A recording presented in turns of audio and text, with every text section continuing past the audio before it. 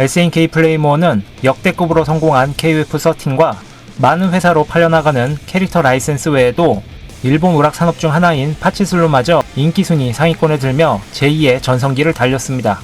하지만 KOF의 모든 캐릭터를 고해상도로 만들겠다던 제작진의 포부와 달리 콘솔 이식 후 별다른 패치나 후속작에 대한 이야기가 없었습니다. KOF13을 콘솔로 이식하던 시기 SNK 플레이모어 내부에선 파치슬롯 사업에 더욱 집중하려 했고, 게임센터에서 평가가 좋았던 13 콘솔판에 파치슬롯 캐릭터를 넣어 홍보하려 했습니다.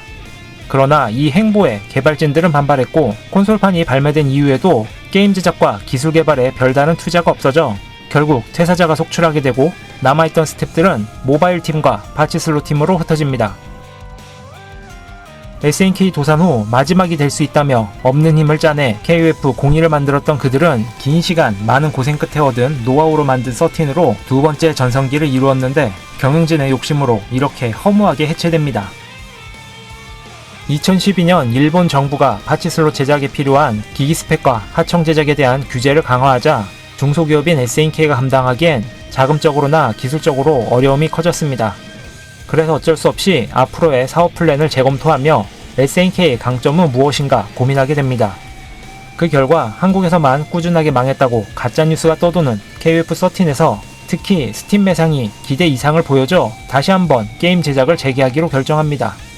문제는 제작팀이 분해된 상태라 자력으로 게임을 만들 힘이 전혀 없었다는 것인데, 창업자이자 회장인 카와사키 에이키치는 일러스트레이터이자 아랑전설 제작진이었던 오구라 에이스케에게 아랑전설 팀원을 데리고 올 수 있는지 물어봅니다.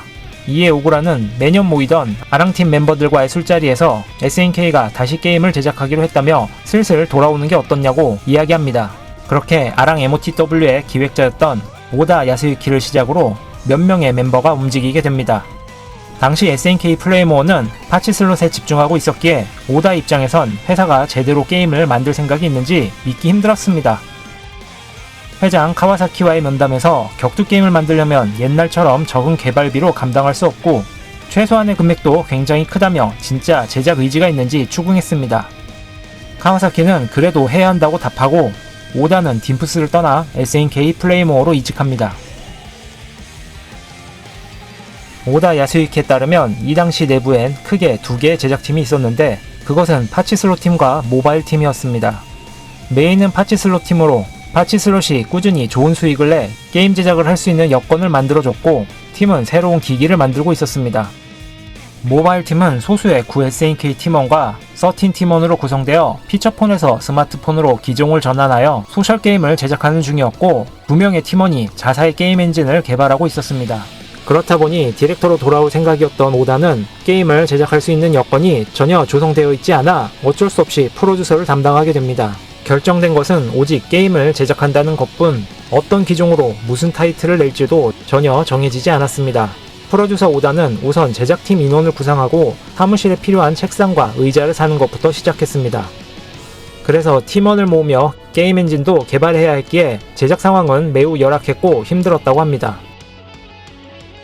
오다는 아랑 MOTW의 후속작을 만들고 싶었기에 회사 윗선과의 면담에서 아랑전설 신작의 기획서를 냈으나 우선 네오지오랜드를 지우는 것을 목표로 하라며 아랑전설 제작을 거절당합니다. 오다는 이 말이 무슨 뜻인지 이해하지 못했으나 스태프들 사이에서도 첫 타이틀은 KOF다라는 분위기가 조성되어 그렇게 13 콘솔판 발매 후 약 2년이 지난 2014년 봄 KOF14의 제작이 시작됩니다. KOF의 특징이 팀 배틀 외에 무엇이 있는지, 시리즈의 장점은 어떤 것인지 고민한 그는 빠른 전개 중 게임의 흐름을 읽는 것이 재밌다고 생각해 복잡한 시스템을 정리하고 체계적으로 만들어야 한다고 판단합니다. 그렇게 모든 캐릭터에게 동일하게 EX 필살기와 초필살기를 만들고 빠른 전개와 게임 흐름 읽기를 살리려 했습니다. 또한 팬들에게 가장 평가가 좋았던 타이틀인 98, 02, 13을 의식해 그들이 14에 넘어올 수 있도록 핵심 시스템을 구성했으며, 13에서 약발 한 대를 맞고 게임이 끝나는 것은 플레이적으로 좋지 않다고 판단해 그런 상황이 발생하지 않게 시스템을 간략화했습니다.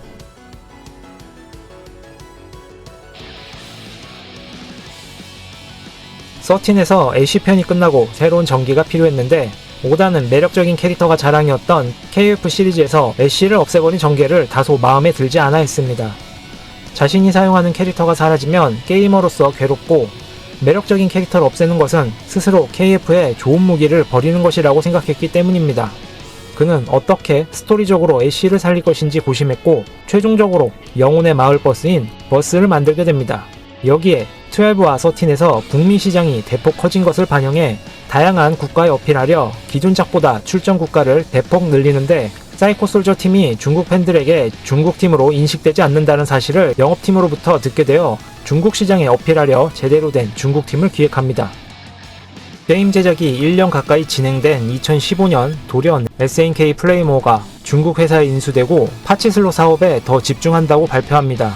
그 때문에 14의 파치슬롯 관련 캐릭터를 넣어야 했고 SNK 플레이모어 최고 인기 파치슬롯인 드래곤걸과 스카이러브 시리즈에 무이무이와 러브하트가 추가됩니다. 결과적으로 KOF14는 정규 시리즈 중 가장 많은 캐릭터가 등장하게 됩니다. 허나 다행히도 SNK 플레이모어를 인수한 중국 기업에서 파치슬롯 사업을 좋아하지 않은 덕에 얼마 지나지 않아 파치슬롯 강화 정책은 없던 일이 되고 관련 부서도 없어지게 됩니다. 우여곡절을 겪으면서도 팀원을 늘려나가 차차 시스템이 안정화되고 제작도 제대로 진행되었으나 에픽 작업은 좀처럼 잘 풀리지 않았습니다. 이유는 자금이 없어 자체 제작한 게임 엔진의 성능이 제작진의 목표를 구현하는 데 발목을 잡았기 때문이죠. 특히 이펙트 파트에서 게임을 화려하게 보이려 이펙트를 대량으로 만들면 캐릭터의 움직임이 고정 60프레임이 되지 않아 이것을 해결하려 프로그래밍 파트가 이펙트를 줄였습니다. 다음 버전에서 다시 이펙트 파트가 이펙트를 추가하고 결국 또 게임이 느려지며 이것을 두고 두 파트가 싸워 프로듀서 우다가 이것을 중지하는 데 애를 먹었습니다. 제로에서 시작된 KOF14 제작은 많은 고초를 겪었으나 결국 완성되었고 제법 괜찮은 게임성을 보여줬습니다. 14 발매 전 파치슬롯 사업을 완전히 접고 다시 게임 제작 중심으로 돌아간 SNK 플레이모어는 SNK로 사명을 바꾸고 14 출시 이후 사무라이 스피츠, KOF15까지 꾸준히 게임을 발매하며 과거의 게임 감각을 잘 구현해 게임성 면에서 좋은 평가를 받았습니다. 하지만 플레이스테이션 4라 믿기 힘든 그래픽과 빈약한 싱글 요소가 계속해서 비판받았습니다. 오다가 돌아온 뒤 10년 가까이 지난 지금 그래픽 면에선 조금씩 자신의 개성을 잡아가고 있으나 여전히 다른 격투 게임과 비교하면 한없이 부족한 탓에 조롱의 대상이 되었습니다. 거기다 싱글 요소도 SNK 플레이모어 전성기와 비교하면 겉보기엔 그럴싸하지만 소관이 비어있어 그들이 팬들의 의견에 귀 기울이고 있는지 의구심이 생기죠. 이것은 프로듀서 오다의 게임관에서 비롯된 것인데 그는 P15 인터뷰에서 본작의 목표를 격투 게임은 패스트푸드와 같이 게임을 클리어하면 이후엔 다른 캐릭터로 넘어가는 것처럼 가볍게 플레이하는 게 놀기 쉬울 것 같아 그 점을 유지하여 다른 캐릭터로 몇 번이나 다시 즐길 수 있게 만드는 것이라고 밝혔습니다. 결국 그는 한 캐릭터로 깊게 파고들어 플레이하는 것보다 다양한 캐릭터로 여러 번 엔딩을 보며 가볍게 플레이하는 것을 목표로 하고 있음을 알 수 있습니다.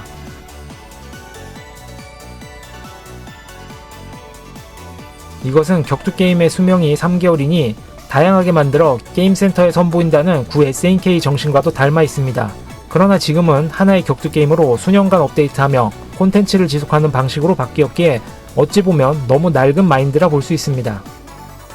파치슬롯에 올인하며 게임 제작을 포기하려던 SNK 플레이모어로 돌아와 아무것도 없는 제작 부서를 회생시켜 잃어버린 게임성을 살려낸 프로듀서 오다의 활약은 SNK 상황을 제대로 안다면 누구도 부정할 수 없을 것입니다.